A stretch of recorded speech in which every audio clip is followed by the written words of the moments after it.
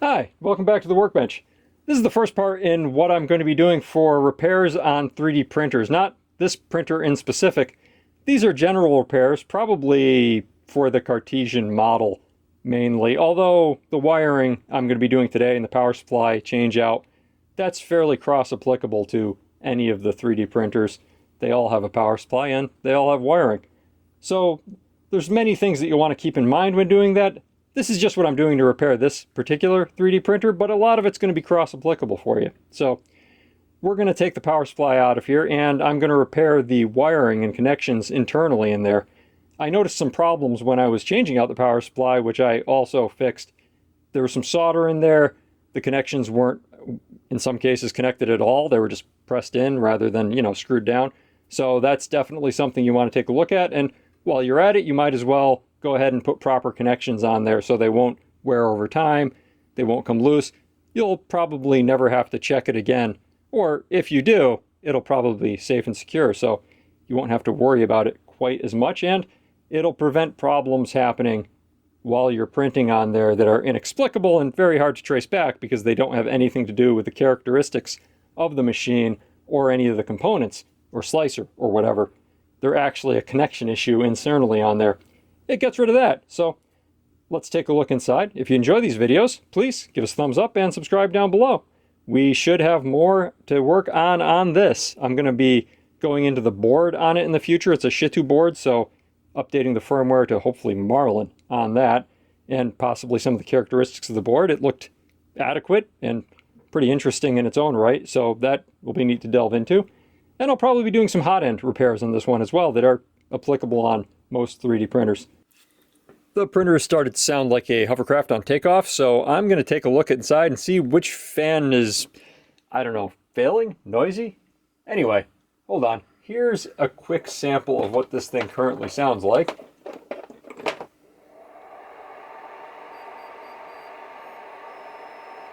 Naturally, now that I've jostled it around a bit, it's no longer doing it, but it did sound grindy, so there it goes. I'm going to take a quick peek inside and see what's causing that and fix that right now. That is honestly a little odd. I'm not sure why you'd have a double fan cut out there for the fan which is inside. That doesn't make any sense, but sure.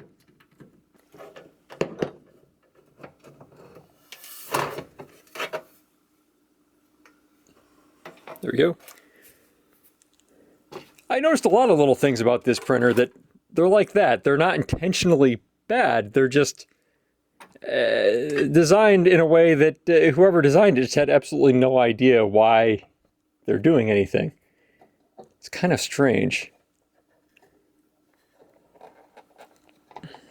That's a generic power supply. Model S250-12, so 12 volt supply. Input 110 or 220, plus or minus 15%, so good range there. Output 12 volt, 20 amp. Very generic looking. It's about the same look as the Meanwell, but it seems a little flimsier. Those fasteners aren't well fastened. It looks like it's just clipped. There's hot snot holding on the power going out, and that's completely failed. It's just waggling in the breeze. Sure. There's our Shitu board with an ST processor on it. And that's about it in here. Oh, okay. So that must be the power supply in here that's making noise. Let's test that out quick. And there we go. That's the fan of the power supply that sounds like it's a meat grinder. So actually, for $20, I think what I'm going to do is just replace this with a Meanwell power supply. This is kind of suspect. That fan right off the hop doesn't exactly inspire much confidence. There we go, detached. Now to wire up the new one. Oh, that's not good. So there's another problem I'm discovering while I'm looking at this. What they've done is they've soldered the end of these cables before putting them under crimp downs.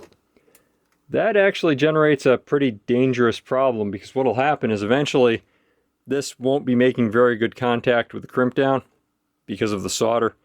It will, well, various things will affect it. It will no longer actually make contact. It'll start arcing. cause a fire, potentially cause a fire. Also, you know, just not work well, like it could just stop actually transmitting, I suppose, electricity over the connection.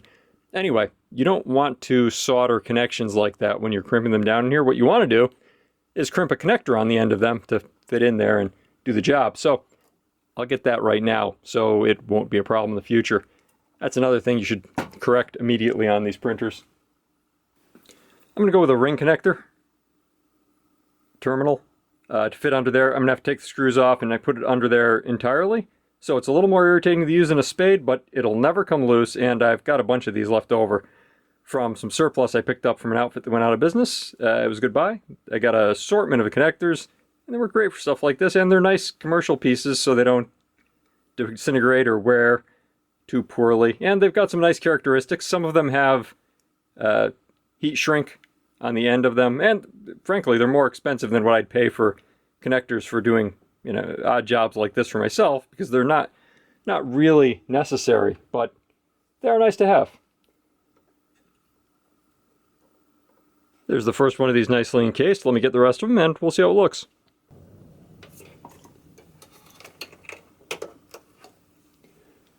While I'm in here, I'm also going to replace the ground cable. It's a 20 gauge cable, and I don't like the look of it much. I'm not sure what material it is, but that's kind of wimpy for the application. So I'm replacing it with the same rating, 18 gauge cable with also an amphenol connector. That should fit right over. Perfect. And we'll just guide that back through.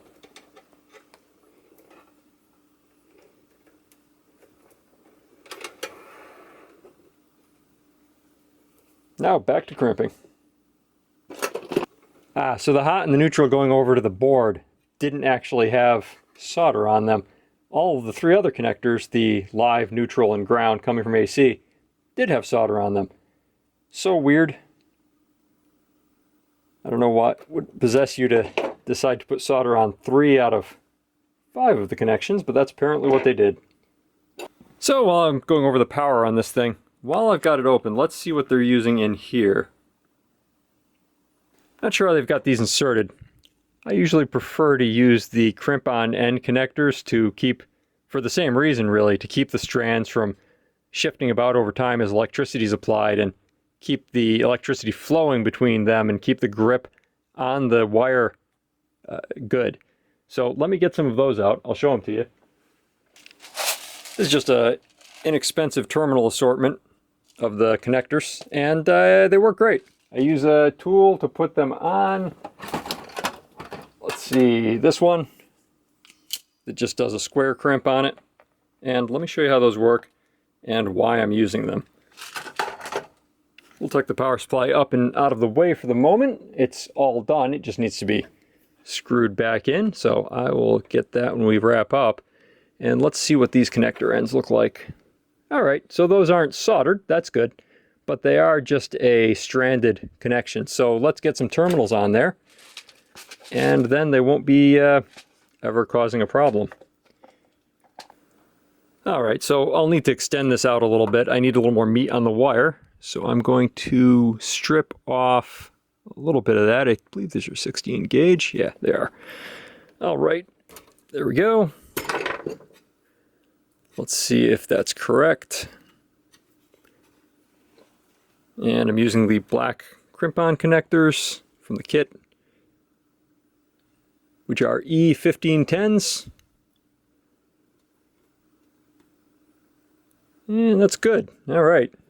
All you do is you put them on like that, put them in your crimping tool, use the pressure crimps, and you're good. Now that's a permanent connection, and it shouldn't cause any problems going into the push-down spring clamp in here. What it'll do is it'll keep the wire from shifting around from the electric charge over time and arcing or causing problems. It won't have to be checked now periodically to make sure that it's still making a good connection, which I like. Takes 5 seconds to do it while I'm in here, and then no more problems in the future. It's just one of those really nice convenience features that saves work later down the road. I'll get the rest of these connectors and be done in just a moment.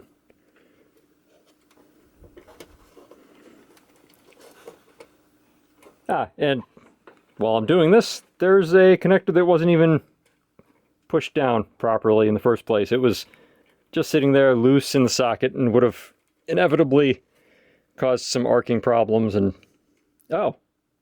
and that one's soldered, so that's why it was loose in the socket and not making a connection. So there's a good example of what I was talking about previously. The solder on those tends to cause it to not make a connection with the circuit at all, like that one was doing. And now it's actually making contact in the terminal? Yeah. Oh, that was...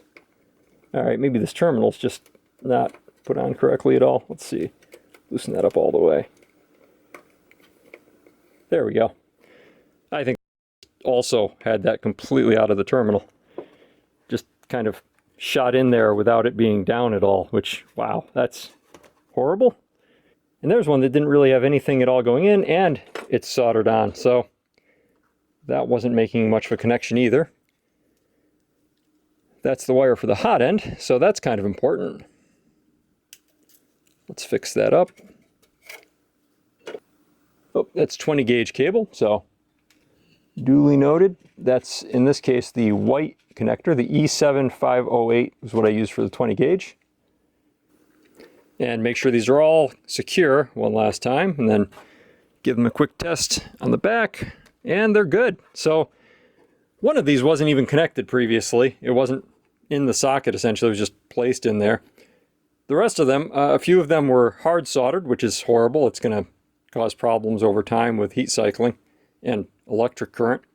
Also, just leaving them loose in there, it'll function, but you'd have to check them periodically. Whereas these connectors, those will actually do a good job. The terminal ends, I really recommend it. I think the kit was all of, I don't know, $10, $12 for me to get in. So even with VAT for the Europeans, that's probably not a horrible expense. And that's probably enough supply to last me for all my hobbyist work, essentially, for the rest of my life. So should be pretty good to go.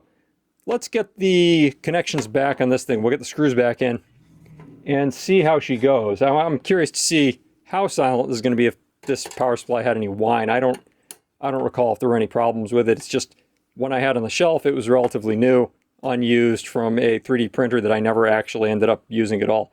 I think from a TiVo Tarantula that I just ended up taking apart because it was just such a pile of junk that it wasn't worth working on or using. So here we go. So I'm noticing another problem here. While I'm doing this, there's a lot of things coming up. Over here, where I was going to move the cable routing to, there's an insert cut out, well, a cutout rather, from the case to let these cables go through.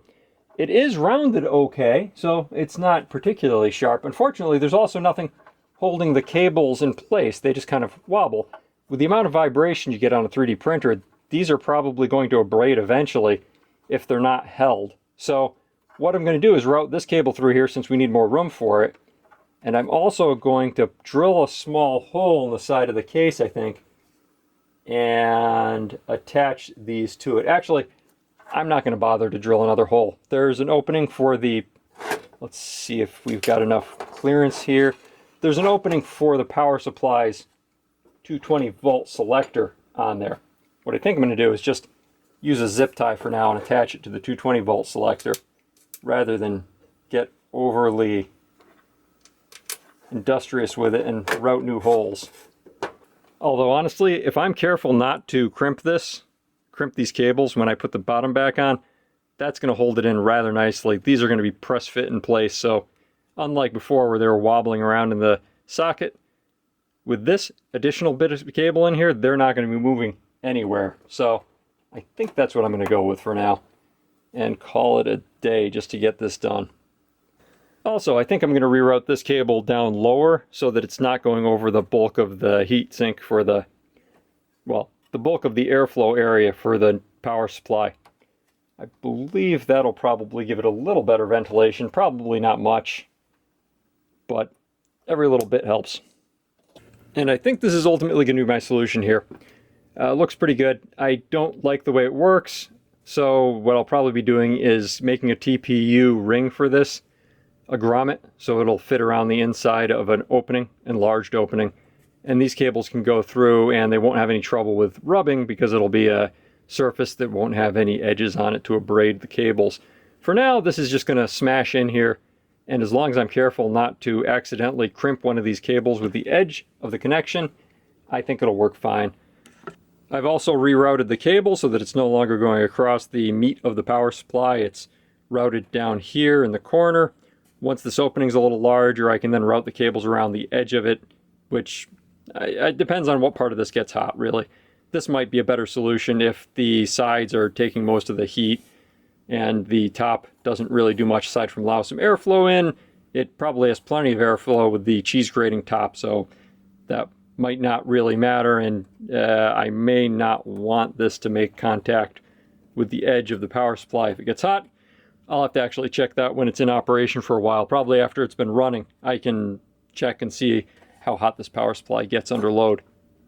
And that's it. I think that should get our power situation in this printer cleaned up. The connectors being crimped in, some nice crimped on connectors over here, all of that nasty solder removed so that it won't cause any problems with arcing over time. And the problem there is that the solder itself will, after being electrically charged and after the electricity flowing through the solder, it materially changes the composition and the shape of it so that it just doesn't make a good connection in these screw down connectors. It's not, you really don't want to solder and then screw down on it, because no one's ever going to be checking those screws again to make sure they're making contact.